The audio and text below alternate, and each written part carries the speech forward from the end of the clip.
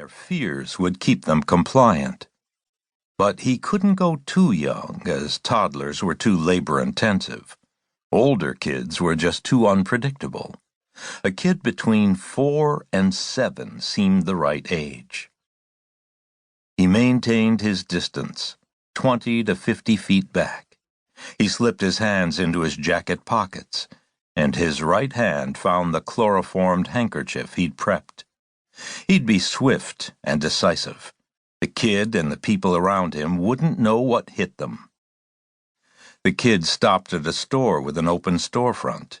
He picked up a toy cable car. This was Connor's moment.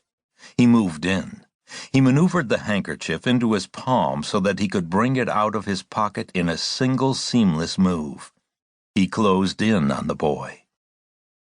Just as he got within striking distance, the kid's brother turned around.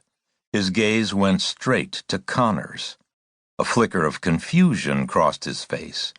He recognized something was off, but it was clear by his expression that he didn't know what. Fear kicked in, and he doubled back to his little brother. Connors aborted the abduction and let the boys go. Snatching two in public like this wasn't an option. Big Brother grabbed his little brother's hand and hauled him in the direction of their clueless parents. Losing his fish like this didn't upset him. He admired the brother for his simple and prompt action. It was a good sign that the survival instinct was alive and well. He peeled off and bought an ice cream from a store. By the time he'd rejoined the flow of people, his little family of out-of-towners was gone.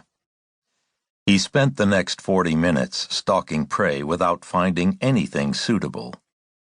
Things looked promising as he approached the aquarium at Pier 39. There was a nice concentration of people. The higher the density, the easier it was to pull off a snatch and grab.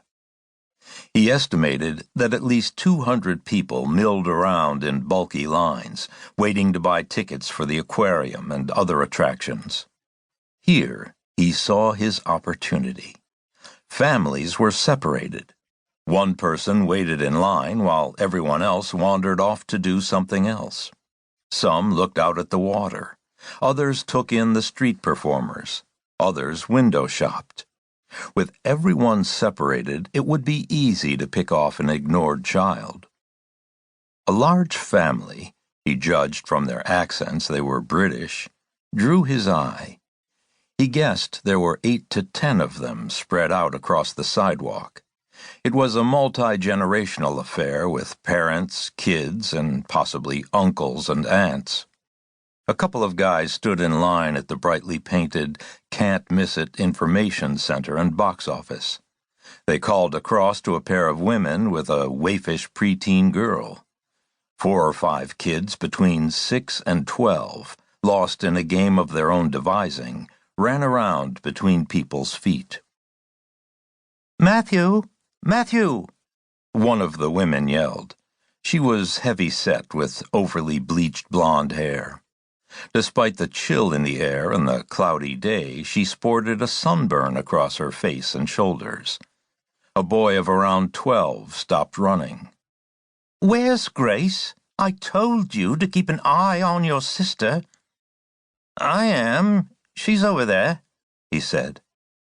Connors looked over in the vague direction of where the boy pointed.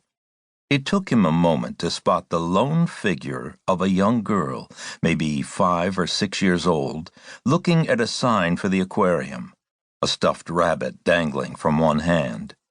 She was the perfect candidate in every way. "Make sure you look after her. That's your job for today." "Yes, Mom, I know." "Just see that you do." Matthew shook his head and rejoined the game with the other kids, at the expense of any and all concern for Grace. Connors wandered over to the girl, who was now watching a street performer juggle bowling pins. She was part of a semicircle of a dozen or so people. No one asked the kid whom she was with. Everyone seemingly assumed that she was with someone,